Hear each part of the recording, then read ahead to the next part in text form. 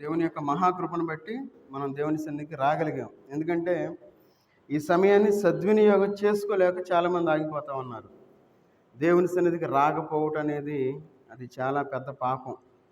మరి మనం తెలిసి పాపం చేస్తున్నామో తెలియక పాపం చేస్తున్నామో అది మనకే వదిలేసుకుందాం. ఎందుకంటే దేవుని యొక్క ఆశీర్వాదాలు మనం పొందాలి. దేవుని యొక్క ఆశీర్వాదాలు మనం పొందాలి అంటే ఖచ్చితంగా మనం దేవుని సన్నిధిలో మనం ఉండాల్సిందే. దేవుని సన్నిధిని వదిలిపెట్టి మనం ఏమీ చేయలేం అనే విషయాన్ని మనం గమనించాలి. చూడండి, మొదటి సమూయేలు గ్రంథం 7వ అధ్యాయము 12వ వచనం చదవండి. మొదటి సమూయేలు గ్రంథం 7వ అధ్యాయము 12వ వచనం.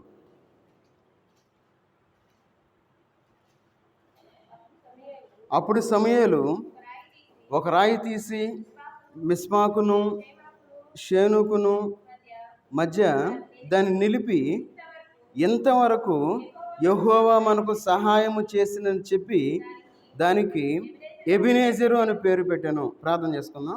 మహోన్నతుడైన దేవా, సర్వాధికారి అయిన దేవా, నీకు వందనాలు తండ్రి. ఈ రాత్రికాల సమయంలో మీ పాసందులో చేరి మీకు వాక్యాన్ని మేము ధ్యానించుకోవడానికి వినడానికి మీరు ఇచ్చిన కృపను బట్టి మీకు వందనాలు చెల్లించుకుంటూ ఉన్నా తండ్రి. చదవబడిన వాక్య భాగాన్ని మీరు దీవించి ఆశ్రయించండి. మాకు కావాల్సిన ఆత్మీయ ఆహారం మాకు దయచేయండి. మీకు ఆత్మను మాకు తోడుగా ఉంచి నడిపించమని యేసుక్రీస్తు వారి నామంలో ప్రార్థించి అడిగి వేడుకుంటున్నాం తండ్రి, ఆమెన్. ఇక్కడ మనం చదువుకున్న వాక్య భాగంలో మనం చూసుకున్నట్లయితే మొదటి సమూయేలు గ్రంథం 7వ అధ్యాయము 12వ వచనంలో ఒక మాట మనకు కనబడతా ఉంది. ఎంతవరకు యెహోవా మనకు సహాయం చేసెను. ఎంతవరకు దేవుడు మనకి సహాయం చేస్తూ ఉన్నాడు. అయితే మనం దేవుని యొక్క సన్నిధిలో మనం ఎందుకు గడపలేకపోతూ ఉన్నాం? ఈ ప్రశ్న నేను బాప్తిస్మం తీసుకున్న వాళ్ళకి వేస్తూ ఉన్నాను. ఎందుకంటే రక్షించబడిన వాళ్ళు, మారు మనసు పొందిన వాళ్ళకి తెలియదు. ఎందుకంటే దేవుడు నాకు సహాయం చేస్తూ ఉన్నాడు, దేవుడు నన్ను నడిపిస్తూ ఉన్నాడు, ఆయన నాకు ఎబినేజర్గా ఉన్నాడు అనే విషయాన్ని మనం మర్చిపోతూ ఉన్నాం. అయితే దేవుని యొక్క వాక్య భాగంలో ఒక మాట మనకు కనబడతా ఉంది. ఆయన మనకి సహాయం చేస్తూ ఉన్నాడు. అయితే అక్కడ ఏం చెప్తూ ఉన్నారు? యెహోవా మనకు సహాయం చేసినని చెప్పి దానికి ఎబెనేజరు అని పేరు పెట్టాను. ఎబెనేజర్గా ఉన్న దేవుణ్ణి మనం వదిలిపెడతా ఉన్నాం. మనకు సహాయం చేసే దేవుణ్ణి మనం వదిలిపెడతా ఉన్నాం. దేవుని సన్నిధిలో మనం ఉండవలసిన మనం లోకంలో జీవిస్తూ ఉన్నాం. ఎందుకంటే మనం కష్టంలో ఉంటాం, మనం బాధలో ఉంటాం. అయితే ఈ బాధల్లో నుండి మనం రావాలి అంటే మనకి రాయి వంటి సహాయం మనకు అవసరం అవుతుంది. అందుకే ఇక్కడ ఒక మాట కనపడతా ఉన్నారు. ఏమనంటే ఎబెనేజర్ అనే పేరు పెడతా ఉన్నారు. ఇక్కడ ఒక రాయి నిలబెట్టినట్లు మనకి ఇక్కడ కనబడతా ఉంది. ఏమని? ఒక రాయి తీసి. రాయి వంటి దృఢమైన సహాయం మనకు అవసరం అవుతూ ఉంటుంది. మరి అలాంటప్పుడు మనం దేవుని యొక్క సన్నిధిలో మనం ఉండాలి. అయితే దేవుని యొక్క సన్నిధిలో ఉండకుండా మనం మన ఇష్టానుసారంగా ఈ లోకంలో జీవిస్తూ ఉన్నాం. అందుకే ఇక్కడ కీర్తనకారుడు ఒక మాట అంటా ఉన్నాడు. చూడండి, కీర్తనల గ్రంథం 121వ అధ్యాయము 2వ వచనం చదవండి. 121:2. యెహోవా వలననే నాకు సహాయం కలుగును. ఆయన భూమి ఆకాశములను సృజించినవాడు. ఈ లోకంలో మనకు సహాయం ఎవరి దగ్గర నుండి వస్తుంది అని మనం ప్రశ్నించుకున్నట్లయితే, మనం ఎలాంటి కష్టాల్లో ఉన్నా, ఎలాంటి బాధల్లో ఉన్నా, ఎలాంటి శ్రమల్లో ఉన్నా, సాతాను లేదంటే అపవాది మనకి శ్రమలు కలగజేసినప్పుడు సహాయం కలగజేసేది ఎవరు? దేవుడే. అందుకంటా ఉన్నాడు ఇక్కడ. ఏమనంటే యెహోవా వలననే నాకు సహాయం కలుగును. దేవుని వలన నాకు సహాయం కలుగుతుంది అనుకున్న వాళ్ళు దేవుని సన్నిధికి వస్తారు. నాకు దేవుని వలన సహాయం రాదు అనుకున్న వాళ్ళు ఏం చేస్తారంటే లోకంలో కూర్చొని లోకం వైపు చూసేవారుగా ఉంటారు. చాలా జాగ్రత్తగా ఉండాలి. ఈ లోకంలో మనం జీవించేటప్పుడు దేవుని వలన మనకు సహాయం వస్తుంది అని మనం గ్రహించాలి. ఎందుకంటే మనం ఈ లోకంలో జీవించేటప్పుడు మనం యుద్ధంలో ఉన్నాం. ఆ విషయాన్ని మనం మర్చిపోతూ ఉన్నాం. ఒకవేళ మనం యుద్ధంలో ఉన్నప్పుడు ఈ రాయి వంటి మనకి సహాయం మనకు అవసరమే ఉంది. అందుకే చూడండి, మనకు సహాయం చేసేవాడు ఎబెనేజర్గా ఉన్నాడు. చూడండి, మొదటి సమూయేలు గ్రంథం 4వ అధ్యాయము 1వ వచనం చదవండి. ఇశ్రాయేలీయులు ఫిలిష్తీయులతో యుద్ధము చేయుటకై బయలుదేరి ఎబెనేజర్లో దిగగా ఫిలిష్తీయులు అఫేకులో దిగిరి. చూడండి, ఇక్కడ ఇశ్రాయేల్ ఏం చేశారంటే ఫిలిష్తీయులతో యుద్ధం చేయడానికి బయలుదేరారు. అయితే వీళ్ళు ఎక్కడ దిగుతూ ఉన్నారు? ఎబెనేజర్లో దిగుతూ ఉన్నారు. ఎబెనేజరు అంటే దేవుని యొక్క సన్నిధి.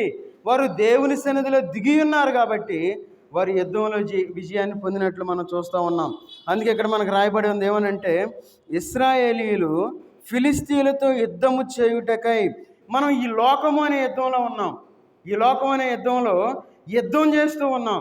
ఈ లోకం అనే యుద్ధంలో మనం విజయాన్ని పొందాలి అంటే ఎబినేజర్లో మనం దిగేవారుగా ఉండాలి. ఎబినేజరు అంటే దేవుని యొక్క సన్నిధి, దేవుని యొక్క సహాయము అనే విషయాన్ని మనం గుర్తుపెట్టుకోవాలి. ఆ విషయాన్ని మర్చిపోయేటట్లుగా చేసింది లోకం. ఈ లోకం ఏం చేస్తుందంటే, ఏముందిలే దేవుడు మనకి సహాయం చేస్తాడా అని ఈ లోకం అంటూ ఉంటుంది. కానీ మనకి సహాయం చేసేది దేవుడే అనే విషయాన్ని మనం గుర్తుపెట్టుకోవాలి. అందుకే ఇశ్రాయేలు ఎక్కడ దిగినట్టు మనం చూస్తూ ఉన్నాం, ఎబినేజర్లో దిగగా. ఈ లోకం అనే యుద్ధంలో మనం ఉన్నాం. ఈ లోకం అనే యుద్ధంలో మనం విజయాన్ని సాధించాలి అంటే ఎబినేజర్ అనే అనుభవాన్ని మనం కలిగి ఉండాలి. ఎబినేజర్లో మనం దిగేవారుగా ఉండాలి. అందుకే చూడండి, ఎఫెసీ రాసిన పత్రిక 6వ అధ్యాయము, ఎఫెసీ రాసిన పత్రిక 6వ అధ్యాయము 12వ వచనం చదవండి. 6:12. ఏలయనగా మనము పోరాడునది శరీరాలతో కాదు కానీ ప్రధానులతోనూ ప్రస్తుత అంధకార సంబంధులకు లోకనాథులతోనూ ఆకాశ మండలమందున్న దురాత్మల సమూహములతోనూ పోరాడుచున్నాము. ఎంత గట్టి పోరాటాన్ని మనం పోరాడుతూ ఉన్నాం కాబట్టి దేవుని సన్నిధికి మనం రాలేకపోతా ఉన్నాం. ఈ లోకం అనే యుద్ధంలో మనం ఓడిపోతూ ఉన్నాం. లోకం అనే యుద్ధంలో మనం పడిపోయాం. దేవుని యొక్క సన్నిధికి రావాలి, దేవుని యొక్క సన్నిధిలో ఉండాలి, ఈ యొక్క లోకాన్ని మనం జయించాలి అనే విషయాన్ని మనం మర్చిపోతా ఉన్నాం. ఎంతకాడికి మనం ఏం చేస్తూ ఉన్నామంటే, ఒక ముద్ద అన్నం వండుకున్నాం, తిన్నాం, ఇంట్లో ఉన్నాం, ఏదో నామకార్థంగా ఆదివారం ఆరాధనకు వచ్చాం, ఇక అంతే సంగతులు. మరి మన జీవితంలో ఈ యొక్క యుద్ధ భూమిలో మనం విజయాన్ని సాధించాలి అంటే ఎబినేజర్లో మనం దిగేవారుగా ఉండాలి. అందుకే ఇక్కడ అంటా ఉన్నారు చూడండి, ఏలయనగా మనము పోరాడునది. చూడండి, మనం ఎంతమందితో పోరాడుతూ ఉన్నాము. అందుకే అంటున్నాడు ఏమని, శరీరాలతో కాదు. ఎవరితో? మనం శరీరాలతో కాదు, ప్రధానులతోనూ అధికారులతోనూ ప్రస్తుత అంధకార సంబంధులకు లోకనాథులతోనూ ఆకాశ మండలమందున్న దురాత్మల సమూహములతోనూ పోరాడుచున్నాము. ఈ దురాత్మ సమూహం మనల్ని ఏం చేస్తుందంటే దేవుని సన్నిధికి రాకుండా అడ్డుపడిద్ది. అది ఎట్లా అడ్డుపడిద్ది అంటే మనకు తెలియదు, మనకు అర్థం కాదు. ఎందుకంటే మనం దాన్ని అర్థం చేసుకోలేని స్థితిలో మనం ఉన్నాం. అయితే మనం ఏం చేస్తామంటే ఆ దురాత్మల సమూహంలో మనం కొట్టుకొని పోతా ఉన్నాం దేవుని సన్నిధికి రాకుండా. కాబట్టి ఈ యొక్క లోకము అనే యుద్ధంలో మనం విజయాన్ని సాధించేవారుగా ఉండాలి. అందుకే మనం ఈ యొక్క లోకము అంటే మన యొక్క జీవితం అనే యుద్ధంలో మనం విజయాన్ని సాధించేవారుగా ఉండాలి. అందుకే మనం యుద్ధంలో ఉన్నాం కాబట్టి ఎబినేజర్ దగ్గరికి మనం రావాలి. మనకు సహాయం చేసేవారు మనకి అంటే నీకు సహాయం చేసేది ఎబినేజరు అని మనం గుర్తుపెట్టుకోవాలి. తర్వాత ఈ లోకంలో మనం ఎలాంటి లోకంలో ఉన్నామంటే చూడండి, కీర్తనకారుడు ఒక మాట అంటా ఉన్నాడు. కీర్తనల గ్రంథం 121వ అధ్యాయము, కీర్తనల గ్రంథం 121వ అధ్యాయము 1వ వచనం చదవండి. కొండల తట్టు నా కన్నులెత్తుచున్నాను, నాకు సహాయము ఎక్కడి నుండి వచ్చును. అంటే మనం కొండల దారిలో ఉన్నాం. ఈ లోకంలో మనం నడిచే దారి ఎలాంటిదంటే మంచి దారి కాదు, ఇది కొండల దారి. ఈ దారిలో మనకి ఏమీ ఉండవు. మనకి దాహం అయితే నీరు ఉండదు కొండల దారిలో. అందుకే ఇక్కడ ఏమంటా ఉన్నారంటే కొండల తట్టు నా కన్నులెత్తుచున్నాను. ఇంతకుముందు కాలంలో యాత్రికులు యెరూషలేము వైపు వెళ్తూ ఉన్నప్పుడు ఆ దొంగల చేతికి చిక్కుతూ ఉండేవాళ్ళు. ఈ దొంగల చేతికి చిక్కినప్పుడు వాళ్ళు గాయాలతో ఉన్నప్పుడు లేదంటే మరణానికి దగ్గరగా ఉన్నప్పుడు వీళ్ళు కొండల వైపు చూస్తూ ఉంటారు. ఎందుకంటే కొండల మీద సైనికులు చూస్తూ ఉంటారు. అంటే వాళ్ళు అబ్జర్వ్ చేస్తూ ఉంటారు, ఎవరన్నా గాయాలతో ఉన్నారా, ఎవరన్నా పడిపోయి ఉన్నారా, వాళ్ళకి సహాయం చేయాలని చెప్పి వాళ్ళు కొండ మీద నుండి చూస్తూ ఉంటారు. అందుకే ఇక్కడ అంటా ఉన్నారు ఏమనంటే కొండల తట్టు నా కన్నులెత్తుచున్నాను. అందుకే ఈ దొంగల చేతికి చిక్కిన వాళ్ళు కొండల వైపు చూసేవాళ్ళుగా ఉన్నారు. ఈ లోకం అనే ప్రయాణంలో లేదంటే మనం ఈ లోకంలో కొండదారిలో ఉన్నావా? మనం ఒకవేళ మనం వెళ్ళే సమస్య అంత గట్టిగా ఉందేమో, కొండదారిలో మనం నడుస్తూ ఉన్నామేమో, ఎలాంటి సమస్య అయినప్పటికీ నీకు సహాయం చేసేవాడు ఎబినేజరు అని మనం గుర్తుపెట్టుకోవాలి. ఆయన మనకు సహాయకుడు. ఎందుకు అన్నాడు కొండల తట్టు నా కన్నులెత్తుచున్నాను, నాకు సహాయము ఎక్కడ నుండి వచ్చును. ఈ యొక్క కొండదారిలో మనం జీవిస్తూ ఉన్నాం, మనకు సహాయం చేసే వాళ్ళు ఎవ్వరూ లేదు. కాబట్టి మనం దేవుని వైపు మనం చూడాలి అని చెప్పి దేవుని యొక్క వాక్యం మనకు సెలవిస్తూ ఉంది. కాబట్టి మనం కొండల దారిలో మనం ఉన్నట్లయితే మనం ఏం చేయాలి? దేవుని వైపు మనం చూసేవారుగా ఉండాలి. ఇంకో విషయం ఏంటంటే, ఈ లోకంలో మనం దేవుని నుండి దూరంగా మనం జీవిస్తూ అనాథలుగా జీవిస్తూ ఉన్నాం. మన తండ్రి ఎవరంటే దేవుడు. దేవుణ్ణి మనం వదిలిపెడతా ఉన్నాం. ఒక అనాథగా ఈ లోకంలో జీవిస్తూ ఉంటాం. అయితే ఒకవేళ మనం అనాథగా ఉంటే, ఈ లోకంలో నిజమైన అనాథలుగా ఉంటే ఈ లోకంలో మనం బాధపడవద్దు. ఎందుకంటే చూడండి, కీర్తనల గ్రంథం 10వ అధ్యాయము, కీర్తనల గ్రంథం 10వ అధ్యాయము 14వ వచనం చదవండి. కీర్తనలు 10:14.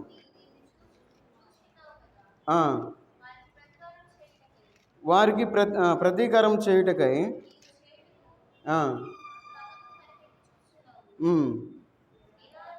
నిరాధారులు తమ్మును నీకు అప్పగించుకుందురు. తండ్రి లేని వారికి నీవే సహాయుడవై ఉన్నావు. చూడండి, ఒకవేళ ఈ లోకంలో ఒకవేళ మనం అనాథలుగా ఉన్నావేమో, దేవుడు మనకున్నాడు. ఆయన తండ్రిగా ఉన్నాడు. అందుకే ఇక్కడ చెప్తా ఉన్నాడు, తండ్రి లేని వారికి నీవే సహాయుడివై ఉన్నావు. మనం ధైర్యంగా ఉండాలి ఈ లోకంలో మనం జీవించేటప్పుడు. ఈ లోకంలో అనుకుంటాం, అయ్యో నాకు నా తండ్రి లేడేమో, లేదంటే నేను అనాథగా బ్రతుకుతూ ఉన్నాను, నన్ను ఆదరించేవాళ్ళు లేరు అని ఈ లోకంలో మనం బాధపడుతూ ఉన్నట్లయితే దేవుడే మనకి సహాయకుడు. ఆయన మనకి ఎబినేజర్గా ఉన్నాడు. ఆయన మనకి సహాయం చేసేవాడుగా ఉన్నాడు. కాబట్టి మనం ఈ లోకంలో ధైర్యంగా మనం జీవించాలి. ఈ లోకంలో మనం ఏం చేయాలి? దేవుని సన్నిధిని మనం నమ్ముకోవాలి.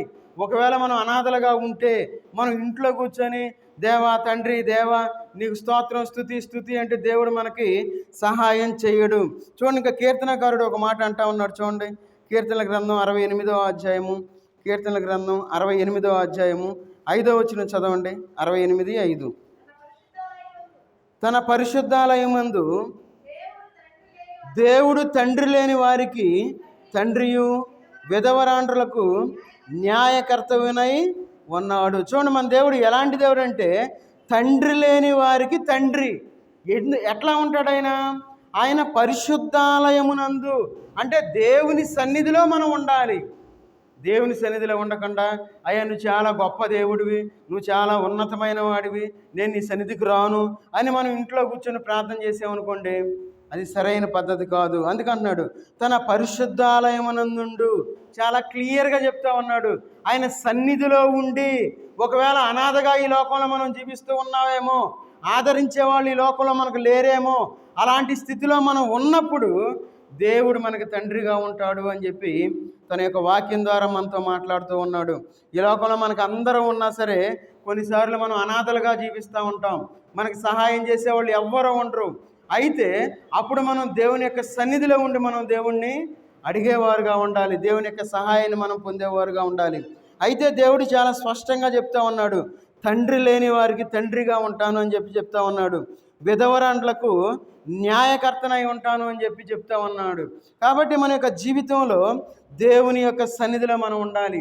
దేవుని సన్నిధిలో ఉండి దేవుని యొక్క సహాయాన్ని మనం పొందేవారుగా ఉండాలి.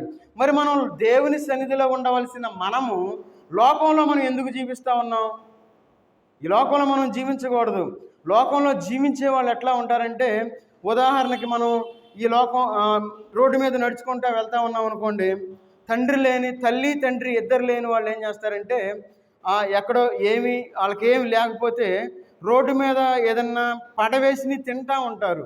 అంటే వాళ్ళకి తల్లిదండ్రి లేరు కాబట్టి వాళ్ళు అలాంటి స్థితిలో ఉంటారు. అయితే దేవుడు మనకి తండ్రిగా ఉన్నాడు, ఆయన మనకు తల్లిగా ఉన్నాడు. మనం దేవుని సన్నిధిలో మనం ఉండాలి. ఒక అనాథగా ఈ లోకంలో మనం ఎందుకు జీవించాలి? ఏమీ లేని వారుగా, ఈ లోకంలో అన్నీ కోల్పోయిన వారుగా, ఆశీర్వాదాలు పొందలేని వారుగా, ఈ లోకంలో ఫలములు లేని వారుగా, అనాథ వంటి జీవితాలు మనం జీవించేవారుగా ఉన్నాం. ఎవరైతే దేవుని దగ్గరికి రాకుండా ఉంటారో వారి జీవితాలు ఆ విధంగా ఉంటాయి అని దేవుడు చూపించడానికి వాళ్ళని పెట్టాడు అక్కడ. వాళ్ళని చూసి బుద్ధి తెచ్చుకోండి అని మనకు బుద్ధి రావడం కోసం దేవుడు పెట్టాడు. అంతేగాని దేవుడు కావాలని చెప్పి వాళ్ళ మీద కోపంతో కాదు. ఎవరైతే దేవుని సన్నిధిలో ఉంటారో వారి జీవితాలు బాగుపడతాయని మనం అర్థం చేసుకోవాలి. మనం దేవుని అన్నీ కలిగి ఉండి, మనం అందరినీ కలిగి ఉండి ఒక అనాథగా ఈ లోకంలో మనం జీవించకూడదు. యేసుక్రీస్తు వారిని మనం కలిగి ఈ లోకంలో జీవించాలి. అందుకే చూడండి 102వ కీర్తన. అందుకే దేవుడు మనకు ఒక మాట చెప్తా ఉన్నాడు చూడండి. 102వ కీర్తన 17 వచనం చదవండి. 102:17. ఆయన దిక్కులేని వారిని, దరిద్రుల ప్రార్థన నిరాకరింపక వారి ప్రార్థన వైపు తిరిగి ఉన్నాడు. వారు ప్రార్థన వైపు ఎప్పుడు తిరుగుతాడు? ఆయన సన్నిధిలో ఉండి ప్రార్థించాలి. అట్లా కాకుండా నేను ఇంట్లో ఉంటాను, నేను బజార్లో ఉండి తిరుగుతాను, నేను అడిపోతాను ఇడిపోతాను, నాకు దేవుడు అవసరం లేదు అని ఈ లోకంలో మనం జీవించామనుకోండి, మనం నిజమైన దరిద్రులమని అర్థం చేసుకోవాలి. ఎవరైతే దిక్కులేని వారుగా ఉంటారో వారికి ఎబినేజర్గా ఉంటానని చెప్పి దేవుడు సెలవిస్తూ ఉంటారు. అయితే మనం అందరినీ కలిగి ఉండి దిక్కులేని వారుగా ఈ లోకంలో జీవించకూడదు. దేవుని యొక్క సన్నిధిని మనం కలిగి ఉండి దేవునికి ప్రార్థించేవారుగా ఉండాలి. అందుకంటున్నాడు ఆయన దిక్కులేని దరిద్రుల ప్రార్థన నిరాకరింపక. సహజంగా ఈ లోకంలో మనుషుల యొక్క నైజం ఏంటంటే దిక్కులేని వాళ్ళని ఎవరు పట్టించుకోరు. ఎవరైనా దిక్కులేని దరిద్రుడు మన దగ్గరకు వచ్చారంటే మనం ఏం చేస్తామంటే వాళ్ళని అసలు పట్టించుకోం. ఏం చేస్తాం? వాళ్ళని లెక్క కూడా చేయం. ఎందుకంటే వాళ్ళకి డబ్బు లేదు. దరిద్రులు అంటే ఏమీ లేని వాళ్ళని. అయితే దేవుడు ఏం చేస్తామంటున్నాడు? నేను నిరాకరింపక వారి ప్రార్థన వైపు తిరిగి ఉన్నాడు. దేవునికి ఎన్ని పనులున్నా, ఎంత ఇంపార్టెంట్ పనిలో ఉన్నా దేవుడు ఏం చేస్తాడంటే ఆయన సన్నిధిలో ఉండి మనం ప్రార్థన చేసినప్పుడు ఎవరైతే నిజమైన అనాథలుగా ఉండి తండ్రి అని ఆయనకు ప్రార్థన చేస్తే ఆయన మన వైపు తిరిగే గొప్ప దేవుడిగా ఉన్నాడు అని మనం అర్థం చేసుకోవాలి. అందుకంటున్నాడు వారి ప్రార్థన వైపు తిరిగి ఉన్నాడు. చూడండి, మరి ఎందుకు మనం దేవుని సన్నిధిలో గడపలేకపోతా ఉన్నాం? దేవుని సన్నిధిని మనం కలిగి ఉన్నాం. మన దేవుడు తండ్రి అయిన దేవుణ్ణి మనం కలిగి ఉన్నాం. మరి ఎంత ధన్యతను మనం కలిగి ఉండి దరిద్రుల వలె మనం ప్రవర్తిస్తూ ఉన్నాం. ఈ లోకంలో ఆ విధమైన జీవితాలు మనం జీవిస్తూ మన జీవితాలను నష్టపరుచుకుంటా ఉన్నాం. మన జీవితాలు మనం నష్టపరుచుకోకూడదు. ఎందుకంటే మనం చాలా కొద్ది జీవితాన్ని మనం కలిగి ఉన్నాం. ఎందుకంటే మనిషి జీవితం నీటి ఆవిరి వంటిది. అవునా కాదా? మనం చూస్తూ ఉంటాం కొంతమందిని క్షణాల్లో చనిపోతూ ఉంటారు. అయ్యో పలానోళ్ళు బాగానే ఉన్నాడే, నాతో కూడా మాట్లాడి చనిపోయాడని చెప్పి మనం బాధపడుతూ ఉంటాం. కానీ దేవుని యొక్క మహాకృపను బట్టి దేవుడు మనల్ని కాపాడుతూ మనల్ని పోషిస్తూ ఉన్నాడు. అందుకే చూడండి, ఇక్కడ దావీదు కీర్తనకారుడు ఒక మాట అంటా ఉన్నాడు. ఏంటంటే ఒక అనాథగా ఉన్నప్పుడు దేవుడు సహాయం చేసినట్లు మనం ఇక్కడ చూస్తూ ఉన్నాం. చూడండి, కీర్తన గ్రంథం 27వ అధ్యాయము 10వ వచనం చదవండి. 27:10. నా తల్లిదండ్రులు నన్ను విడిచినను యెహోవా నన్ను చేరదీయును. చూడండి, మన దేవుడు ఎంత గొప్పవాడు. ఆయన మనల్ని ప్రేమించేవాడుగా ఉన్నాడు. ఆయన మనల్ని చేరదీసేవాడుగా ఉన్నాడు. ఆయన మనల్ని ఆదరించేవాడుగా ఉన్నాడు. అందుకే ఇక్కడ ఒక మాట అంటా ఉన్నాడు, నా తల్లిదండ్రులు నన్ను విడిచినను. కొన్నిసార్లు ఏం చేస్తారంటే తల్లిదండ్రులు విడిచిపెడతాడు కుమార్తెల్ని. ఎందుకు? వారు చేసే పనులను బట్టి, లేదంటే వాళ్ళు చేసే పద్ధతిని బట్టి. అయితే దావీదు కీర్తనకారుడు తల్లిదండ్రులు విడిచినా సరే దేవుడు నన్ను చేరదీశాడు. చూడండి, దేవుడు దావీదుని ఒక ఉన్నతమైన స్థితికి తీసుకొని వచ్చాడు. అవునా కాదా? మరి మన జీవితంలో మనం దేవుని యొక్క సన్నిధిలో మనం ఉండవలసిన మనం అనాథలుగా మనం ఎందుకుంటా ఉన్నాం? ఒకవేళ నిజంగా మనం తండ్రి లేనివారుగా, లేదంటే తల్లి లేనివారుగా ఈ లోకంలో జీవిస్తూ ఉంటే దేవుడు ఒక తల్లిగా మనల్ని ఆదరించేవాడుగా ఉన్నాడు. ఒక తండ్రిగా మనల్ని దగ్గరగా తీసుకునేవాడుగా ఉన్నాడు. ఆయన మనకి న్యాయం తీర్చే దేవుడిగా ఉన్నాడు. ఆయన మనకి సహాయం చేసే దేవుడిగా ఉన్నాడు. ఎంత గొప్ప దేవుడిని మనం కలిగి ఉన్నాం. ఆయన మనల్ని చేరదీసే దేవుడిగా ఉన్నాడు. ఎప్పుడు చేరదీస్తాం? పిల్లోడు బాగా ఏడుస్తూ ఉన్నాడు. ఒక తల్లి పిల్లోడిని బాగా కొట్టిందనుకోండి, ఆ పిల్లోడు బాగా ఎక్కులు పెట్టి ఏడుస్తూ ఉన్నప్పుడు తండ్రి చూసి ఆ బిడ్డని చేరదీస్తాడు. ఏమని? అరే నువ్వు మంచోడివి, నువ్వు రారా నా దగ్గర రా, మేము నీకోసమే కదరా, అది ఇదని చెప్పి చేరదీసేవాళ్ళుగా ఉంటారు. ఏది? ఒకవేళ తండ్రి కొడితే తల్లి కొడితే తండ్రి. అయితే మన జీవితంలో కష్టాలు వచ్చి, బాధలు వచ్చి, శ్రమలు వచ్చినప్పుడు, మనం ఏడుస్తూ ఉన్నప్పుడు, మనం బాధలో ఉన్నప్పుడు, మనం చింతలో ఉన్నప్పుడు, మనల్ని ఎవరో ఓదార్చలేని స్థితిలో మనం ఉన్నప్పుడు దేవుడు మనల్ని చేరదీసేవాడుగా ఉన్నాడు. ఆయన మనల్ని చేరదీసి మన అవసరతలు తీర్చే దేవుడుగా ఉన్నాడు. కాబట్టి ఆయన ఎబినేజర్గా ఉన్న దేవుడు ఆయన. కాబట్టి ఆయన యొక్క సహాయాన్ని మనం పొందేవారుగా ఉండాలి. అంత గొప్ప దేవుణ్ణి మనం కలిగి ఉన్నాం కాబట్టి ఆయన సన్నిధిలో మనం ఉండాలి. అందుకే మనం ఆయన సన్నిధిలో ఉండకపోతే మనకు ఆపదలు వస్తాయి. ఆ విషయం మనకు తెలియదు. చాలామంది ఏమనుకుంటారంటే ఎల్లనోళ్లే బాగుంటున్నారు కదా అనుకుంటాం. ఎప్పుడైతే మనం మారు మనసు పొంది బాప్తిస్మం తీసుకొని ఉంటామో అప్పుడు మనం దేవుని సన్నిధికి రాకుండా ఉంటే మనకు ఆపదలు వస్తాయి అని మనం గుర్తుపెట్టుకోవాలి. ఎందుకంటే ఈ మాట ఎవరు చెప్పరు. ఆ మాట చెబితే వాళ్ళ దగ్గరికి ఎవరు రారు. ఎందుకంటే మన జీవితాల్లో మనం ఆపదల్లో ఉండకూడదు. ఒకవేళ ఈ రాత్రికాల సమయంలో మనం ఆపదలో ఉంటే మనకి ఎబినేజర్గా ఉన్నాడు ఆయన. చూడండి, కీర్తనల గ్రంథం 46వ అధ్యాయము, కీర్తనల గ్రంథం 46వ అధ్యాయము 1వ వచనం చదవండి. 46:1. దేవుడు మనకు ఆశ్రయమును దుర్గమునై ఉన్నాడు, ఆపత్కాలములలో ఆయన నమ్ముకొనదగిన సహాయకుడు. చూడండి, ఆయన మనం ఆపదలో ఉన్నప్పుడు మనకి సహాయం చేసే దేవుడుగా ఉన్నాడు. చూడండి, ఆయన మనకు గుర్తుపడతాడు. ఆయన మనం ఆపదలో ఉన్నాము అని ఆయన మనం గుర్తించే దేవుడు. ఆయన మనం అడగకుండానే మన అక్కర్లు తీర్చే దేవుడు. ఆయన మనల్ని ప్రేమించే దేవుడు, మన కన్నీటిని తుడిచే దేవుడు. ఆయన మనల్ని ఎత్తిపట్టుకునే దేవుడిని మనం కలిగి ఉన్నాం. ఆయన ఎబినేజర్గా ఉన్నాడు. ఆయన ఎబినేజర్గా ఉన్న దేవుణ్ణి మనం వదిలిపెడతా ఉన్నాం. కాబట్టి మనం దేవుని యొక్క సన్నిధిని ఇంత నిర్లక్ష్యం చేస్తూ ఉన్నాం. ఏముందలే అని చెప్పి వదిలిపెడతా ఉన్నాం. ఎవరైనా 1 ఎకరం పొలం రాసిస్తామంటే మనం ఉంటామా? ఇంట్లో ఉంటాం, పరిగెత్తాం ఆ స్థలానికి, ఖచ్చితంగా పరిగెత్తాం. మనకు తెలిసిన వాళ్ళందరూ చెబుతాం, రా నువ్వు రా, పలానా చోట 1 ఎకరం పొలం రాస్తున్నారంట, ఒక పొలం నెలకి మనకి సంవత్సరానికి తినటానికి గింజలైనా వస్తాయి, నువ్వు తొందరరా వచ్చేసి అని చెప్పి మన యొక్క చుట్టాలందరికీ ఫోన్లు చేసుకొని అప్లికేషన్ కోసం పరిగెత్తేవారుగా ఉంటాం. అంతకంటే విలువైన దేవుని సన్నిధికి మనం ఎందుకు రాలేకపోతా ఉన్నాం? అంతకంటే గొప్పది దేవుని సన్నిధి. మరి ఆయన సన్నిధిలోకి వచ్చి ఆయన సహాయాన్ని మనం ఎందుకు పొందలేకపోతా ఉన్నాం? అందుకే ఇక్కడ అంటా ఉన్నాడు, ఆపత్కాలంలో ఆయన నమ్ముకొనదగిన సహాయకుడు, ఆయన ఆశ్రయమును దుర్గమునై ఉన్నాడు. ఆయన దుర్గము కిందకి మనం వస్తే దేవుడు మనల్ని కాపాడుతాడు. మన ఇంట్లో ఉంటే దేవుడు మనల్ని కాపాడు. ఇంట్లో ఉండి మనం దివారాత్రం మనం ప్రార్థన చేసిన దేవుడు మనల్ని కాపాడు. దేవుని యొక్క దుర్గంలోనికి మనం వచ్చేవారుగా ఉండాలి. దేవుని యొక్క మందిరంలో ఉండి మనం ప్రార్థించేవారుగా ఉండాలి. ఆయన్ని ఆరాధించేవారుగా ఉండాలి. ఆయన్ని స్తుతించేవారుగా ఉండాలి. ఇవన్నీ మర్చిపోయి ఈ లోకంలో పడిపోయి ఆయన యొక్క సహాయాన్ని మనం పొందలేకపోతా ఉన్నాం. అందుకే ఆయన ఆపదలో, మనం ఆపదలో ఉన్నావా, ఆయన సహాయం చేసే దేవుడిగా ఉన్నాడు. ఆయన ఎబినేజర్గా ఉన్నాడు అనే విషయాన్ని మనం గుర్తుపెట్టుకోవాలి. అందుకే చూడండి, కీర్తనకారుడు ఒక మాట అంటా ఉన్నాడు. కీర్తనల గ్రంథం 63వ అధ్యాయము 7వ వచనం చదవండి. కీర్తనల గ్రంథం 63వ అధ్యాయము 7వ వచనం. నీవు నాకు సహాయకుడవై ఉంటివి, నీ రెక్కల చాటున శరణుజొచ్చి ఉత్సాహధ్వని చేసేదను. ఈ లోకంలో మనం జీవించేటప్పుడు మన దగ్గర నుండి వచ్చేదంటే ఏడుపు ధ్వని వచ్చేది. ఏడుస్తాం. ఎందుకు? బిడ్డల మాట అనకపోతే తల్లి ఏడుస్తా కూర్చుంటుంది. ఎందుకు? అయ్యో నా బిడ్డ మాట అంటలేదే, అయ్యో నా కూతురు మాట అంటలేదే, నా కొడుకు మాట అంటలేదే అని ఏడుపు ధ్వని వస్తూ ఉంటుంది.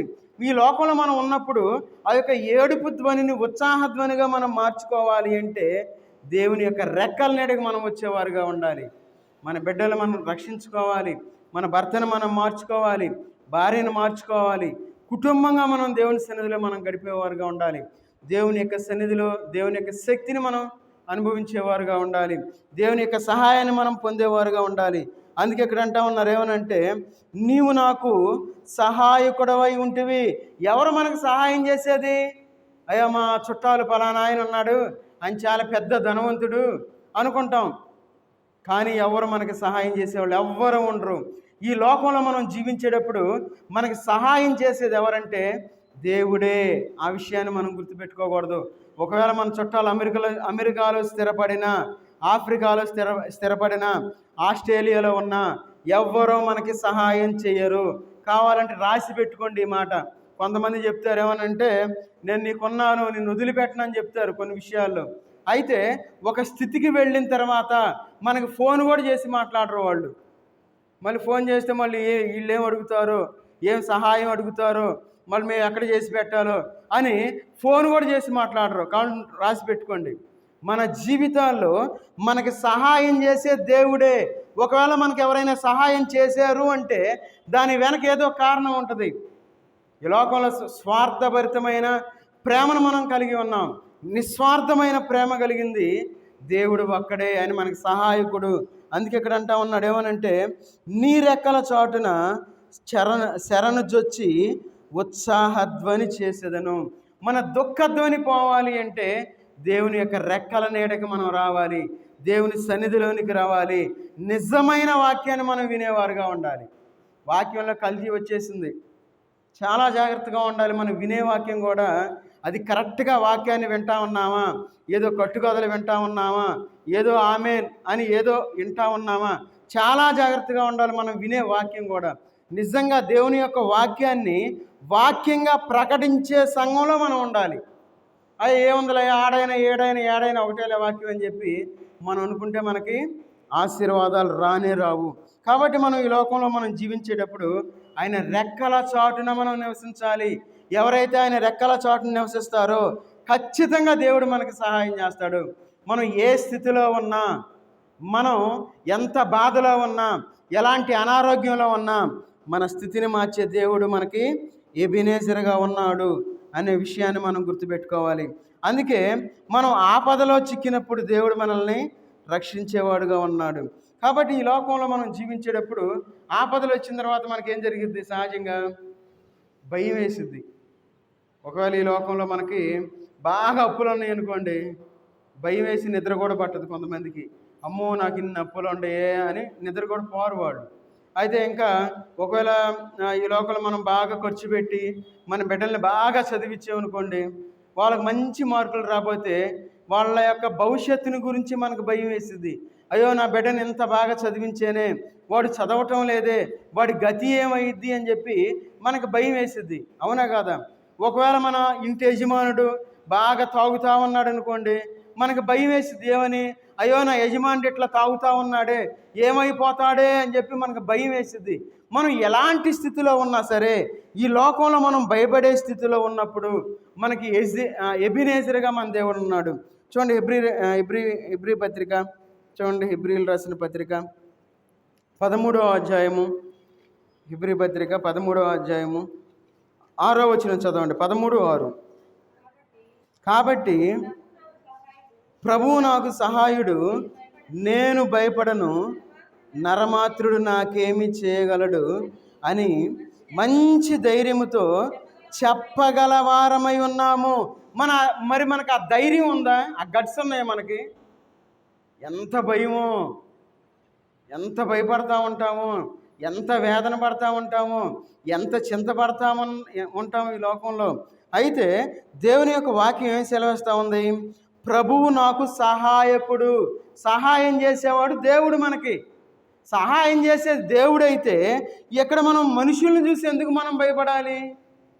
మనుషుల్ని నమ్ముకుంటే మనం నిండా మునిగిపోతాం.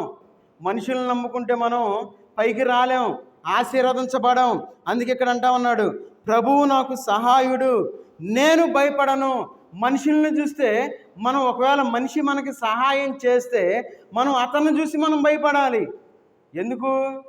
అతను మనకు సహాయం చేశాడు కాబట్టి. చాలా జాగ్రత్తగా ఉండాలి ఈ లోకంలో మనం మనుషుల్ని. అందుకంటాడు నరమాత్రుడు నాకేమి చేయగలరు. ఈ లోకంలో మనల్ని ఎవ్వరు ఏం చేయలేరు. ఒకవేళ ఈ లోకంలో మనకి ఎవరైనా గిఫ్ట్ ఇచ్చారనుకోండి, ఆ గిఫ్ట్ మనం తీసుకుంటే మందయిద్ది. ఆ గిఫ్ట్ మనం తీసుకోలేదనుకోండి, ఎవరికి అవుతుంది? వాళ్ళకే ఉంటుంది. ఒకవేళ మనల్ని బాగా నిందించేవాళ్ళు, దూషించేవాళ్ళు, మన గురించి చెడుగా చెప్పేవాళ్ళు ఉన్నారనుకోండి, అవి మొత్తం మనం పట్టించుకోం. అప్పుడు ఎవరిది అయిద్ది? వాళ్ళదే అయిద్ది. అందుకే ఈ లోకంలో మనం జీవించేటప్పుడు ప్రభువు నాకు సహాయకుడు అనే విషయాన్ని మనం మర్చిపోకూడదు. ఎందుకంటే ఆయన మనకి ఎబెనేజరు, ఆయన మనకి సహాయం చేసేవాడు. ఆయన సహాయాన్ని ఎవరు అడ్డుకోలేరు అనే విషయాన్ని మనం గుర్తుపెట్టుకోవాలి. ఎందుకంటున్నాడు ప్రభువు నాకు సహాయుడు, నేను భయపడను. ఈ లోకంలో మనం జీవించేటప్పుడు భయపడే స్థితిలో ఉన్నప్పుడు మనం భయపడకూడదు. ఏదైనా సమస్యను చూసి మనం భయపడకూడదు. ఈ లోకంలో మన యొక్క వేదన చూసి మనం భయపడకూడదు. మనకున్న అనారోగ్యాన్ని చూసి మనం భయపడకూడదు. ఈ లోకంలో మనం లేమి స్థితిలో ఉన్నప్పుడు మనం భయపడకూడదు. మనం ఎలాంటి స్థితిలో ఉన్నా దేవుడు నాకు సహాయుడు అని చెప్పి మనం ధైర్యంగా చెప్పేవారుగా ఉండాలి. ఎందుకంటున్నాడు అక్కడ చూడండి, అని మంచి ధైర్యంతో చెప్పగలవారమై ఉన్నాము. అది మన యొక్క భక్తి యొక్క పరిపూర్ణత. అలాంటి స్థితికి మనం రావాలి. ఈ లోకంలో మనం ఏంటంటే ఎట్లా ఉంటామంటే, ఏదో ఆదివారం ఆరాధనకి వెళ్తే సరిపోయింది, లేదంటే మన మందిరాల్లో ఏదన్నా ఆల్ నైట్ ప్రేయర్ ఉంటే వెళ్ళొస్తే సరిపోయింది అని మనం సర్ది చెప్పుకునేవారుగా ఉంటాం.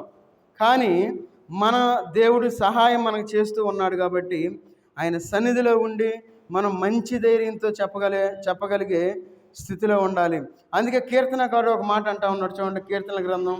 ఎందుకంటే దావీదు గారు తన యొక్క జీవితంలో అన్ని రకాల స్థితిలో గుండా వచ్చి ఉన్నాడు కాబట్టి అనుభవంతో తను చెప్తా ఉన్నాడు. చూడండి, కీర్తనల గ్రంథం 23వ అధ్యాయము, కీర్తనల గ్రంథం 23వ అధ్యాయము 4వ వచనం చదవండి. గాఢాంధకారపు లోయలో నేను సంచరించినను ఏ అపాయమునకు భయపడను, నీవు నాకు తోడయ్యుందువు, నీ దుడ్డు కర్రయు నీ దండమును నన్ను ఆదరించును. గాఢాంధకారపు లోయ. ఏంటది గాఢాంధకారపు లోయ అంటే? గాఢాంధకారపు లోయ అంటే ఈ లోకంలో మనం జీవించేటప్పుడు కొన్ని సందర్భాల్లో మనం ఏం చేయాలో మనకు అర్థం కాదు. మనకి ఎటు చూసినా మనకు దారి కనపడదు, అంతా అంధకారం అయిపోద్ది, చీకటిగా ఉంటుంది, మనం ఏమీ చేయలేని స్థితి. గాఢాంధకారపు లోయ అంటే మనం ఏమీ చేయలేము, ఎందుకంటే అంత చీకటే, మన చేతుల్లో ఏమీ లేదు. అందుకన్నాడు గాఢాంధకారపు లోయలో నేను సంచరించినను. ఈ లోకంలో మనం జీవించేటప్పుడు అలాంటి స్థితి మనకు ఎదురొచ్చినా దేవుని యొక్క దుడ్డు కర్ర ఆయన దండము నన్ను ఆదరించును. మనల్ని ఆదరిస్తూ ఉంది. దేవుడు మనల్ని వదిలిపెట్టలా. ఆయన సన్నిధికి రాకపోయినా దేవుడు మనల్ని వదిలిపెట్టలా. ఆయనకి ప్రార్థన చేయకపోయినా మనల్ని వదిలిపెట్టలా. మనం పాటలు పాడకపోయినా దేవుడు మనల్ని వదిలిపెట్టలా. మనం వాక్యాన్ని చదవకపోయినా దేవుడు మనల్ని వదిలిపెట్టలా. ఆయన బలలో ప్రతి వారం చేతులు వేయకపోయినా దేవుడు మనల్ని వదిలిపెట్టలా.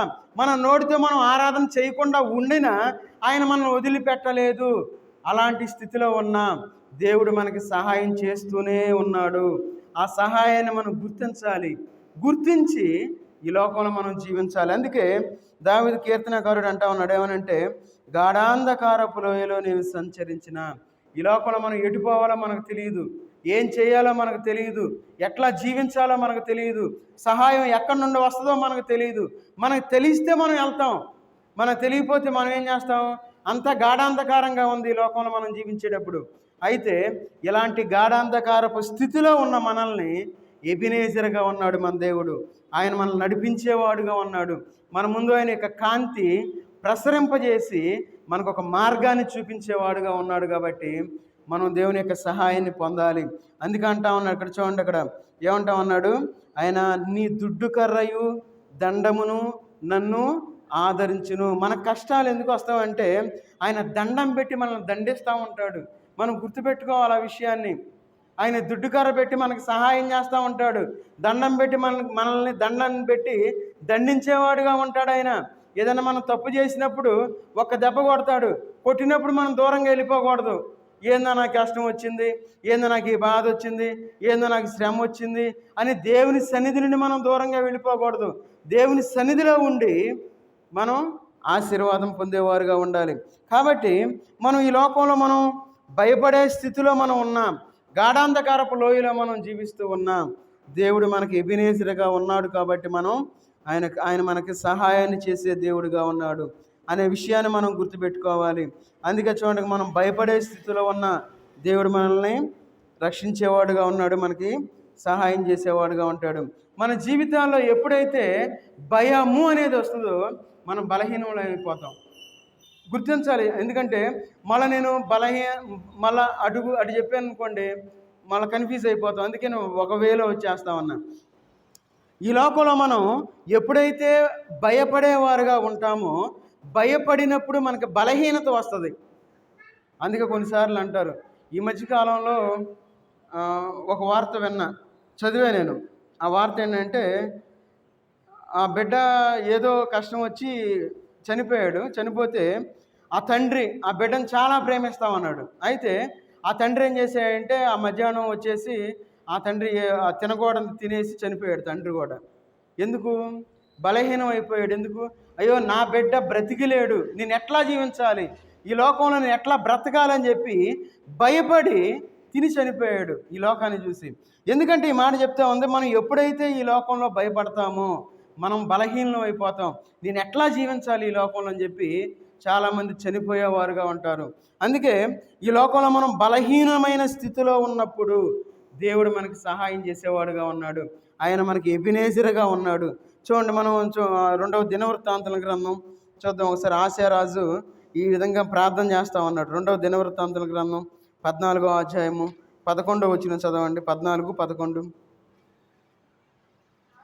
ఆస తన దేవుడైన యెహోవాకు మొర్రపెట్టి, యెహోవా విస్తారమైన సైన్యము చేతిలో ఓడిపోకుండా బలము లేని వారికి సహాయము చేయుటకు నీకన్నా ఎవరినూ లేరు. మా దేవా యెహోవా మాకు సహాయము చేయుము. నిన్నే నమ్ముకొని ఉన్నాను. నీ నామమును బట్టియే ఈ సైన్యమును ఎదిరించుటకు బయలుదేరి ఉన్నాము. యెహోవా నీవే మా దేవుడవు. నరమాతృలను నీ పైన జయమొందనీయకుము అని ప్రార్థించగా. చూడండి, ఇక్కడ ఆశా ప్రార్థన చేస్తూ ఉన్నాడు. ఆశారాజు ఏమని ప్రార్థన చేస్తూ ఉన్నాడు?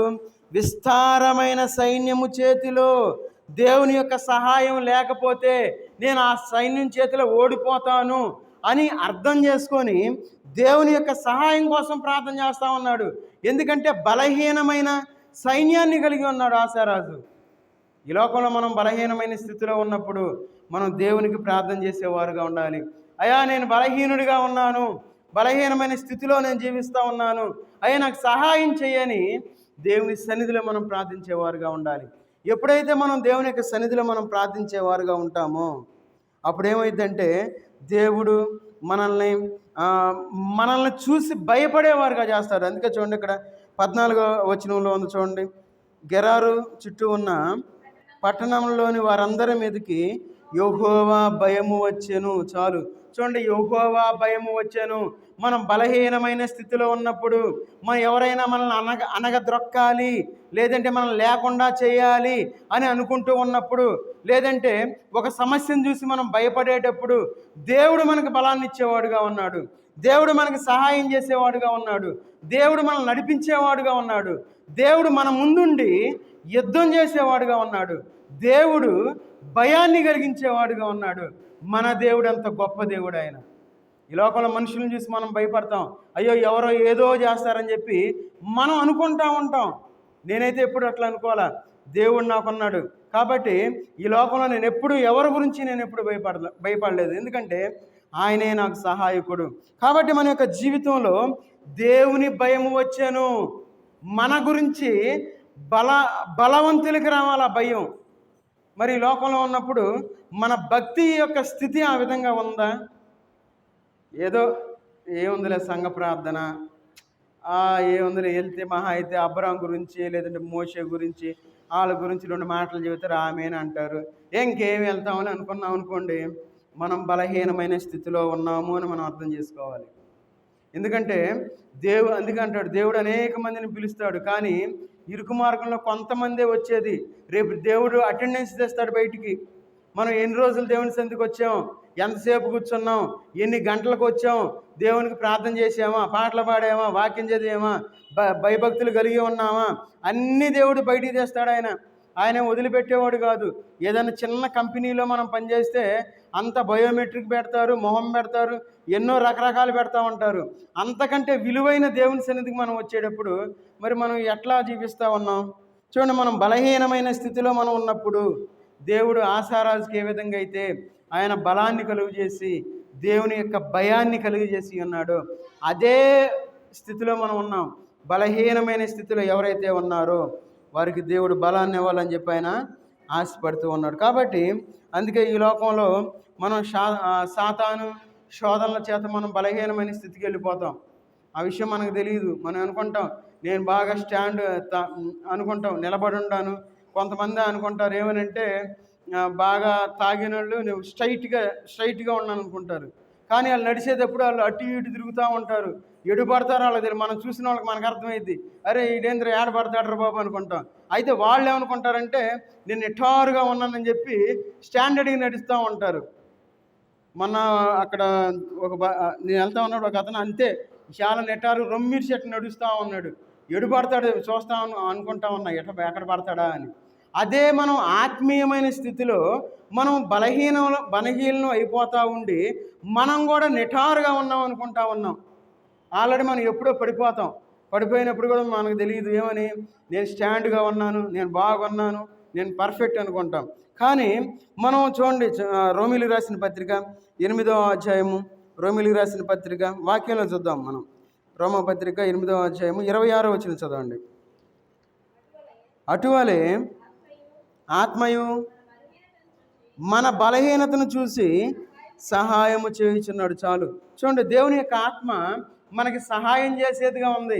మనం దేవుడి యొక్క ఆత్మ మనకి ఎప్పుడు సహాయం చేసిద్ది? దేవుని యొక్క వాక్యం ద్వారా మనతో మాట్లాడిద్ది. ఎప్పుడు మనం భయపడే స్థితిలో ఉన్నప్పుడు దేవుని యొక్క వాక్యం మనతో మాట్లాడి మనల్ని నిలబెట్టిద్ది, మనకు శక్తినిచ్చిద్ది, మన యొక్క బలహీనతలో మనకు తోడుగా ఉంటుంది. మనం ఈ లోకంలో జీవించేటప్పుడు ఆపదలో ఉన్నప్పుడు మనకు ధైర్యాన్ని ఇచ్చేదిగా ఉంటుంది. అయినా ఆత్మను మనం కలిగి ఉండాలి. అందుకే చూడండి, ఆత్మ మన దౌర్బల్యమును చూచి సహాయము చేయుచున్నాడు. మనకి సహాయం చేస్తూ ఉన్నాడు ఆత్మ. అయితే ఈ యొక్క ఆత్మ యొక్క సహాయాన్ని మనం పొందలేని స్థితిలో మనం జీవిస్తూ ఉన్నాం. అందుకే సాతాను శోధనల చేత మనం ఈ లోకంలో పడిపోయినప్పుడు దేవుని యొక్క ఆత్మ మనకి తోడుగా ఉంటుంది, సహాయం చేస్తుంది అని దేవుని యొక్క వాక్య భాగం ఇక్కడ మనకు సెలవిస్తూ ఉంది. అయితే మనం అనుకుంటాం ఈ లోకంలో, అయ్యో నేను స్వల్పంగా ఉన్నానే, నేను చాలా తక్కువగా ఉన్నానే అని ఈ లోకంలో మనం బాధపడుతూ ఉంటాం. అయితే దేవుడు మనకి ఎబినేజర్గా ఉన్నాడు. చూడండి, యెషయా గ్రంథం 41వ అధ్యాయము, యెషయా గ్రంథం 41వ అధ్యాయము 14వ వచనం చదవండి. 41:14. పురుగు వంటి యాకోబు, స్వల్ప జనముగు ఇశ్రాయేలు, భయపడకుడి, నేను నీకు సహాయము చేయుచున్నాను అని యెహోవా సెలవిచ్చుచున్నాడు. నీ విమోచకుడు ఇశ్రాయేలు పరిశుద్ధ దేవుడే. ఈ రాత్రికాల సమయంలో దేవుడు మనకు ఒక వాగ్దానం చేస్తూ ఉన్నాడు. దేవుడు మనకు ఒక భరోసా ఇస్తూ ఉన్నాడు. ఏమనంటే, నేను నీకు సహాయము చేయుచున్నాను. ఆయన మనకు సహాయం చేస్తూ ఉన్నాడు. ఆ సహాయాన్ని మనం తీసుకోవాలి. తీసుకోకపోవటం మన తప్పది. అందుకంటున్నాడు చూడండి, స్వల్ప జనముగు ఇశ్రాయేలు. ఒకవేళ మనం అనుకుంటాం, అయ్యో నేను చాలా తక్కువగా ఉన్నానే. అందుకంటున్నాడు ఇక్కడ చూడండి, పురుగు వంటి యాకోబు. పురుగు వంటి యాకోబు. పురుగు అనేది చాలా చిన్నది. మన మీద పడినప్పుడు ఏం చేస్తాం? చక్కగా దాన్ని తీసి నలిపేస్తాం. లేదంటే కింద వెళ్తా ఉన్నప్పుడు చెప్పు పెట్టి నలిపేసేస్తారు పిల్లలు. చిన్న చిన్న పిల్లలు ఏం చేస్తారు? చక్కగా సరదాగా ఆడుకుంటూ ఉంటారు పురుగులతో. చూడండి, అలాంటి స్వల్పంగా ఉన్న మనల్ని దేవుడు మనకి సహాయం చేస్తూ ఉన్నాడు. ఎందుకన్నాడు, నేను నీకు సహాయము చేయుచున్నాను. చూడండి, దేవుడు తన యొక్క వాక్యం ద్వారా మనతో మాట్లాడుతూ ఉన్నాడు. ఆయన మనకి సహాయం చేస్తూ ఉన్నాడు. కాబట్టి మనం సంతోషంగా మనం దేవుని యొక్క సన్నిధిలో కూర్చోనగలిగాం. ఆయన సహాయం లేకపోతే అసలు ఆ మాట కూడా మనం అనుకోకూడదు. ఎందుకంటే ఆయన సహాయం ఉన్నది కాబట్టి ఎప్పటి వరకు మనం ఆరోగ్యవంతులుగా, ఒకవేళ మనకు అనారోగ్యం రావచ్చు, ఈ లోకంలో మనం జీవిస్తూ ఉన్నాం. అయితే ఆ అనారోగ్య పరిస్థితుల్లో దేవుడు మనల్ని కాపాడి ఆయన యొక్క గాయపడిన హస్తం మనకు తోడుగా ఉంచి మనల్ని బాగు చేసి ఆయన సన్నిధిలో నిలబెట్టుకుంటా ఉన్నాడు ఆయన. చూడండి, ఎంతమందిని మనం చూస్తూ ఉంటాం, అయ్యో బాగానే ఉన్నాడా, ఇప్పుడేనయ్యా బాగానే, ఇప్పుడే అన్నది అన్నాడు అయిపోయి. ఈ మధ్యకాలంలో ఒక యూట్యూబ్ వీడియోలో చూసా, ఫ్యామిలీ మొత్తం సరదాగా రెస్టారెంట్కి వెళ్ళి తింటా ఉన్నారు. చక్కగా తింటా ఉన్నారు, చక్కగా మాట్లాడుతూ ఉన్నాడు. అయితే ఆ తండ్రి ఆ ఇంటి యజమాని అయి ఉంటాడు. తింటా ఉన్నాడు, సడన్గా ముందుకు పడి చనిపోయాడు. అంతే, ఏం లేదు, తింటా ఉన్నాడు, ముందుకు పడ్డాడు, చనిపోయాడు. వాళ్ళు అట్లా అనుకొని ఉండకపోవచ్చు. ఏమని? సరదాగా వెళ్ళారు రెస్టారెంట్కి, చక్కగా కూర్చున్నారు, మంచిగా తింటా ఉన్నారు. వారి జీవితంలో ఎక్స్పెక్ట్ చేసి ఉండరు ఆ మరణాన్ని. చూడండి, మరణము అనేది మనిషి జీవితంలోనికి చాలా ఈజీగా వచ్చేస్తుంది. అందుకే అంటున్నాడు ఏమని, స్వల్ప జనముగు పురుగు వంటి యాకోబు. ఇలాంటి చిన్న జీవితాన్ని మనం కలిగి ఉండి దేవుడు మనకి అందుకే అంటున్నాడు ఏమని, నేను నీకు సహాయము చేయుచున్నాను. ఆయన మనకి సహాయం చేస్తూ ఉన్నాడు కాబట్టి ఈ రాత్రికాల సమయంలో మనందరం సజీవులుగా ఉన్నాం. ఆయన మనకు 24 గంటలు ఇస్తే ఆయన కోసం గంటంబాబు లేదంటే గంటన్నర మనం కూర్చోలేమా దేవుని సన్నిధిలో? ఆయన మనకు సహాయం చేయాలి, ఆయన మనకు ఆశీర్వాదాలు ఇవ్వాలి, ఆయన మనకు దీవెనలు ఇవ్వాలి. మనం మాత్రం దేవుని సన్నిధికి రాం. ఏదో ఆదివారం గెస్ట్లుగా ఒక ఎమ్మెల్యే వచ్చినట్లు లేదంటే ఎంపీ వచ్చినట్టు ఆదివారం వచ్చి అయ్యా వచ్చానయ్యా అటెండెన్స్ వేసుకో ఓకే రైట్ వెళ్ళిపోతున్నా అంతే. మన బ్రతుకులు అట్లా ఉన్నాయి. చాలా అంటే మారు మనసు పొందలా. మనం మారు మనసు పొంది బాప్తీసం తీసుకున్నాం అని చెప్పాం. ఎందుకు? మారు మనసు పొందిన వాళ్ళు ఏం చేస్తారు? దేవునికి దగ్గరగా ఉంటారు, దేవుని సన్నిధిలో ఉంటారు. అయితే మారు మనసు పొందని వాళ్ళుగా జీవిస్తూ ఉన్నారు. అందుకే స్వల్ప జనంగా ఉన్నాను అని భయపడే స్థితిలో ఉన్నప్పుడు దేవుడు మనకి సహాయం చేసేవాడుగా ఉన్నాడు. అందుకే ఈ రాత్రికాల సమయంలో దేవుడు మనతో మాట్లాడుతూ ఉన్నాడు, నేను నీకు సహాయం చేయుచున్నాను అని. కాబట్టి మన జీవితంలో చూడండి, మన దేవుడు ఎలాంటి వాడు అంటే, మనం దేవుని సన్నిధికి రావటానికి మనం తొందర పడం. ఏం చేస్తామంటే వచ్చేటప్పుడు కూడా చాలా సింపుల్గా వస్తాం. ఎట్లా అన్నీ పోగొట్టుకొని, ఎట్లా ఉంటుందంటే మన ఆస్తులన్నీ పోగొట్టుకొని, అన్నీ పోగొట్టుకున్న వాళ్ళు నిదానంగా ఉసూరుమంట ఏదో రావాలా వద్దా అని నడుచుకుంటూ వస్తాం దేవుని సన్నిధికి. కానీ దేవుడు మనకి సహాయం చేయటం మొదలు పెడితే ఆయన సహాయం ఎట్లా చేస్తాడో చూద్దాం. దేవుని యొక్క వాక్య భాగంలో నుండి చూడండి, యెషయా గ్రంథం 60వ అధ్యాయము, యెషయా గ్రంథం 60వ అధ్యాయము 22వ వచనం చదవండి. 60:22. వారిలో ఒంటరి అయిన వాడు 1000 మంది అగును, ఎన్నిక లేనివాడు బలమైన జనమగును. యెహోవానగు నేను తగిన కాలమున ఈ కార్యమును త్వరపెట్టుదును. దేవుడు తొందరపడతా ఉన్నాడు. మనము ఉందిలే వెళ్తామా, ఈరోజు సీరియల్ భలే ఉంది కదా, అబ్బా ఈరోజు వెళ్తే ఏం కాదు. నేను చిన్నప్పటి నుండి నా పిల్లలు పుట్టి ఆ పిల్లలు కాలేజ్ చదివే వరకు వచ్చి ఎంతమంది వచ్చి నుండి అప్పటి నుండి ఇప్పుడు దాకా వస్తానే ఉన్నాయి. మనం రేపు చనిపోయిన తర్వాత కూడా వస్తానే ఉంటాయి. మన బ్రతుకులు మారవు. మళ్ళీ ఇంకొకటి, ఇది చెప్పినా బాధే. మళ్ళీ అయ్యా నీకెందుకు నేను టీవీలు చూస్తే అంటారు. మారాలి, మన బ్రతుకులు మారాలి. దేవుని సన్నిధిలో మనం ఉండాలి, మనం ఆశీర్వదించబడాలి, మనం దీవించబడాలి. ఆయన త్వరపడతా ఉంటే మరి మనం ఎందుకు తొందరపడకుండా ఉంటున్నాం? దేవుని సన్నిధికి రావడానికి త్వరపడాలి అనే విషయాన్ని మనం ఎందుకు మర్చిపోతా ఉన్నాం? చూడండి, అక్కడ చాలా స్పష్టంగా రాస్తా ఉన్నాడు. ఏమని? యెహోవానగు నేను తగిన కాలమున ఈ కార్యమును త్వరపెట్టుదును. నేను సైలెంట్గా ఉండను, దానికి ఒక టైం ఉంది. నువ్వు ఎప్పుడైతే నా సన్నిధిలో ఉంటావో, నా దగ్గరకు వస్తూ ఉంటావో, ఒక సమయం ఉంది. ఆ సమయంలో నేను ఇస్తాను నీకు, దానికి నేను త్వరపడతా ఉన్నాను, నువ్వు దాన్ని గ్రహించు అని దేవుడు చెప్తా ఉన్నాడు. మనం వదిలేసాం, అన్నీ వదిలేసాం. ఫోన్లు, ఇంతకుముందు ఫోన్లు కాదు, ఇప్పుడు పిల్లలకు కూడా ఫోన్లు కావాలి. వాళ్ళకి మళ్ళీ ఫోన్లు కావాలని అడుగుతూ ఉంటారు. ఏమని? నాకు ఫోన్ కావాలి అని అడుగుతూ ఉంటారు. ఫోన్లు పట్టుకు 24 గంటలు ఫోన్లోనే, నిద్రలు కూడా పోకుండా జీవిస్తూ ఉంటారు. చాలా జాగ్రత్తగా ఉండాలి. మన జీవితాలు మనం మార్చుకోవాలి. నేను ఫోన్ చూడటం తప్పు అన్నాం, మళ్ళీ తప్పుగా అనుకుంటారు. టీవీ చూడటం నేను తప్పు అన్నాం, అందరిలాగా మీరు టీవీ మానేయండి పొరపాటును కూడా అన్నాం. అయితే మనం దేవుని సన్నిధిని మనం వదిలిపెట్టకూడదు. దేవుని సన్నిధిని వదిలిపెట్టి మనం టీవీ చూసినా తప్పే, ఫోన్ చూసినా తప్పే, బజార్లో అంటే కూర్చొని మాట్లాడుకున్నా తప్పే. ఎవరేదనుకున్నా మన జీవితాలు మనం మారాలి. మన బ్రతుకులు మనం నిజమైన మారు మనసు మనం పొందాలి. ఆయన మనకి ఎబినేజర్గా ఉన్నాడు. ఆయన మనల్ని హెచ్చించడానికి తొందరపడే దేవుడిగా ఉన్నాడు ఆయన. మరి మనము ఎంత నిదానంగా ఉంటాము? నిదానమే ప్రధానం. అది మన సూక్తి. మన పెద్దలు కూడా చెప్తారు, అయ్యా నిదానం నిదానం నిదానం. దేవుని సన్నిధిలో నిదానంగా ఉండకూడదు, తొందరపడాల.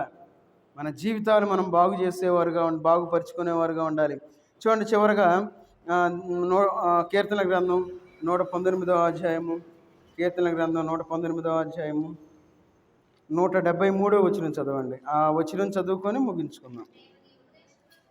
నేను నీ ఉపదేశములను కోరుకొని ఉన్నాను, నీ చెయ్యి నాకు సహాయమగునుగాక.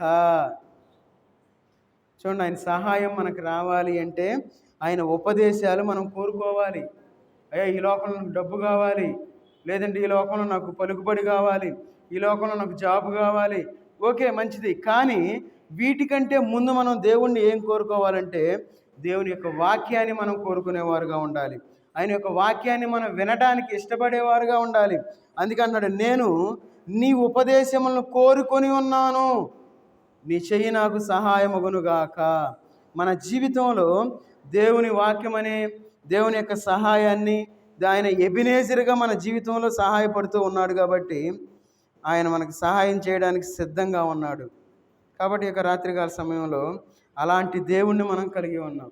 ఎంత గొప్ప దేవుణ్ణి మనం కలిగి ఉండి బాప్తిస్మం తీసుకొని దేవుని సన్నిధికి రాకుండా మనం ఎందుకున్నాం? ఒకసారి మనం ప్రశ్న వేసుకుందాం. ఎందుకంటే నేను ఖండించకుండా నేను కూడా ఏదో ఒక 2-3 వచనాలు తీసుకొని అబ్రహాం గురించో, లేదంటే యోనా గురించో, యోనా ఎట్టెళ్ళాడు అట్టెళ్ళాడు, అది చెప్పాడు ఇది చెప్పాడు, అబ్రహాం దీవించబడ్డాడు, ఆమె చెప్పొచ్చు. చాలా సింపుల్ అది. కానీ మన జీవితాలు మారాలి, మనం ఆశీర్వదించబడాలి, వాక్యపు లోతుల్లోకి మనం వెళ్ళాలి. మనం దేవుని యొక్క వాక్యాన్ని నెమరేసుకోవాలి, ఆయన వాక్యాన్ని మనం తెలుసుకోవాలి. ఎవరన్నా అడిగినప్పుడు మనం చెప్పాలి, ఆయన ఎబినేజర్గా ఉన్నాడు, ఆయన సహాయం ఆయన మనకి ఎట్లా సహాయం చేస్తాడంటే అని చెప్పి నేను ఎట్లయితే చెప్పి ఉన్నానో అట్లా చెప్పగలగాలి. అంతేగాని ఏదో వెళ్ళాను వచ్చానంటే ఉపయోగం లేదు. మన జీవితాల్లో ఆయన వాక్యాన్ని మనం భద్రపరుచుకోవాలి. దేవుడు ఈరోజు నాతో ఏం మాట్లాడతాడు, ఆయన వాక్యంతో నన్ను ఏ విధంగా సంధి చేస్తాడు అని చెప్పి మనం ఎదురు చూసేవారుగా ఉండాలి. అప్పుడు మన జీవితాల్లో దేవుని యొక్క సహాయాన్ని మనం పొందగలం. కాబట్టి అందరం తల్ల వంచి ప్రార్థన చేసుకొని ముగించుకుందాం. మహోన్నతుడైన దేవా, సర్వాధికారి అయిన దేవా, నీకు వందనాలు తండ్రి. ఈ రాత్రికాల సమయంలోనైనా మీ పాసందులో చేరి మీ యొక్క వాక్య వెలుగులోనైనా మా యొక్క జీవితాలు సరి చేసుకోవడానికి మీరు ఇచ్చిన కృపను బట్టి వందనాలు చెల్లించుకుంటూ ఉన్న తండ్రి. అయ్యో తండ్రి, మేము ఆపదల్లో ఉన్నప్పుడు నాయన, మేము కష్టాల్లో ఉన్నప్పుడు, అవి ఎలాంటి క్లిష్టమైనవి అయినా సరే నాయన, మీరు మాకు ఎబినేజర్గా ఉండి సహాయం చేసే దేవుడిగా ఉన్నారు తండ్రి. అవును తండ్రి, మేము భయపడే స్థితిలో ఉన్నప్పుడు తండ్రి, మేము బలహీనమైన స్థితిలో ఉన్నప్పుడు తండ్రి, అవును తండ్రి, మేము స్వల్పమైన వారుగా ఉన్నప్పుడు తండ్రి, మాకు తోడుగా ఉండి నడిపించేవారుగా ఉన్నారు తండ్రి. అవును తండ్రి, ఈ లోకంలో నరమాత్రుడిని మేము చేయగలడని చెప్పి మాకు ఇచ్చిన ధైర్యానికి బట్టి మీకు వందనాలు చెల్లించుకుంటూ ఉన్నాం తండ్రి. ఇక్కడ చేరిన ప్రతి ఒక్కరిని మీరు జ్ఞాపకం చేసుకుని తండ్రి, వారి యొక్క హృదయంలో ఏ బాధ కలిగి ఉన్నారో తండ్రి, ఏ అవసరత కలిగిన ప్రతి అవసరాన్ని తీర్చమని అడుగుతూ ఉన్నా తండ్రి. అయ్యా, వారి కుటుంబాలుగా మీ సన్నిధిలోకి రావడానికి తగిన సహాయం చేయండి తండ్రి. ఇంకా ఎవరైతేనైనా బాప్తిస్మం తీసుకొని మీ సన్నిధికి రాకుండానైనా నిర్లక్ష్యంగా ఈ లోకంలో జీవిస్తూ ఉన్నారు తండ్రి, వాళ్ళని క్షమించమని అడుగుతూ ఉన్నా తండ్రి. వాళ్ళని క్షమించినైనా వారు మీ సన్నిధిలో ఉండి మీ రెక్కల చోటన వారు నివసించడానికి తగిన సహాయం చేయండి తండ్రి. మీ యొక్క వాక్యాన్ని వారు గ్రహించినైనా, మీ యొక్క ఉపదేశాలు వాళ్ళు కోరుకున్నైనా మీకు సహాయాన్ని పొందుకునేవారుగా ఉండడానికి తగిన సహాయం చేసేయమని అడుగుతూ ఉన్నా తండ్రి. అవును తండ్రి, మా యొక్క జీవిత కాలంలోనైనా మా ప్రక్కనే ఉండి మాలో ఉండి మాకు సహాయం చేస్తూ ఉన్న గొప్ప దేవా, నీకు వందనాలు చెల్లించుకుంటూ ఉన్న తండ్రి. ఈ యొక్క వాక్యాన్ని ఎవరైతే వింటూ ఉన్నారో తండ్రి, వారి యొక్క మనసులనైనా మెత్తటి మనసులు చేసి వారు మారు మనసు పొందులాగినా తగిన సహాయం చేసింది తండ్రి. ఇంకా నేను ఎవరైతే యూట్యూబ్ ద్వారా వింటూ ఉన్నారు తండ్రి, వారిని కూడా మీరు జ్ఞాపకం చేసుకుని తండ్రి, వారి కుటుంబాలను మీరు జ్ఞాపకం చేసుకుని తండ్రి, వారికి రావాల్సిన ఆశీర్వాదాలు అనుగ్రహించండి. వారినైనా మారు మనసు పొంది బాప్తిస్మం తీసుకొని అనుగ్రహాన్ని కలిగించమని అడుగుతూ ఉన్నాను తండ్రి. అదేవిధంగా ఇక్కడ చేరిన ప్రతి ఒక్క కుటుంబాన్ని మీ చేతిలో పెడుతూ ఉన్నాను తండ్రి. వారిని నిండారుగా దీవించి ఆశ్రయించమని అడుగుతూ, ముఖ్యంగానైనా మీరు మాకు ఎబినేజర్గా ఉన్నారని చెప్పి మీరు మాతో మాట్లాడి ఉన్నారు తండ్రి. అవును తండ్రి, మీకు సహాయం మేము పొందులాగినా తగిన సహాయం చేసింది తండ్రి. తగిన కాలంలో మమ్మల్ని హెచ్చించే దేవుడిగా ఉన్నందుకు మీకు వందనాలు చెల్లించుకుంటూ ఉన్నా తండ్రి. వాటి కోసం ఈ లోకంలో మేము నిరీక్షించేవారుగా ఉండడానికి తగిన సహాయం చేసింది తండ్రి. ఇంకా ఎవరైతే అనారోగ్యంతో బాధపడుతూ ఉన్నారో వారిని మీరు జ్ఞాపకం చేసుకుని తండ్రి, వారికి మంచి ఆరోగ్యాన్ని కలిగించండి. ఇంకా ఎవరైతేనైనా కాంపిటేటివ్ ఎగ్జామ్స్ కోసం ప్రిపేర్ అవుతూ ఉన్నారో ఆ బిడ్డలు మీరు జ్ఞాపకం చేసుకుని తండ్రి. ఆ యొక్క ఎగ్జామ్స్లో ఎవరినైనా విజయం సాధించిన ఆయన దేవుడు నాకు విజయాన్ని ఇచ్చాడని చెప్పి మీ సాక్షులుగా ఉండడానికి తగిన సహాయం చేయండి తండ్రి. ఇంకా గర్భఫలం లేని బిడ్డలు మీరు జ్ఞాపకం చేసుకోండి, వారి గర్భఫలాన్ని ఇవ్వండి తండ్రి. వివాహం కాని వారిని మీరు జ్ఞాపకం చేసుకోండి తండ్రి, వారికి వివాహాలు అవ్వడానికి తగిన సహాయం చేయమని అడుగుతున్నా తండ్రి. యవన బిడ్డలు మీరు జ్ఞాపకం చేసుకుని తండ్రి, వారి యవన కాలంలో మీ కాడి మూయలాగినా తగిన సహాయం చేయండి తండ్రి. అయ్యా, మీ సన్నిధిలోనికి వారు వచ్చినైనా వారు 100 ఫలాన్ని పొందడానికి తగిన సహాయం చేయండి తండ్రి. అయ్యా, మీరు రాకడ అతి సమీపంగా ఉంది అనే విషయాన్ని గ్రహించి ప్రతి ఒక్కరూ బాప్తిస్మం తీసుకోవడానికి, రక్షణ పొందడానికి తగిన సహాయం చేయండి తండ్రి. ఇప్పటి వరకునైనా మీ యొక్క వాక్యం ద్వారా మాతో మీరు మాట్లాడిన విధానాన్ని బట్టి మీకు వందనాలు చెల్లించుకుంటూ, యేసుక్రీస్తు వారి నామంలో ప్రార్థించి అడిగి వేడుకుంటున్నాం తండ్రి. ఆమెన్. మన తండ్రి అయిన దేవుని యొక్క ప్రేమయు, కుమారుడైన యేసుక్రీస్తు వారి యొక్క కృపయు, పరిశుద్ధాత్మ యొక్క అన్యోన్య సహవాసము ఇక్కడ చేరి ఉన్న మనకు తన్ను ప్రేమించు వారందరికీ సదాకాలం తోడై ఉండి నడిపించునుగాక. ఆమెన్. అందరికీ వందనాలు.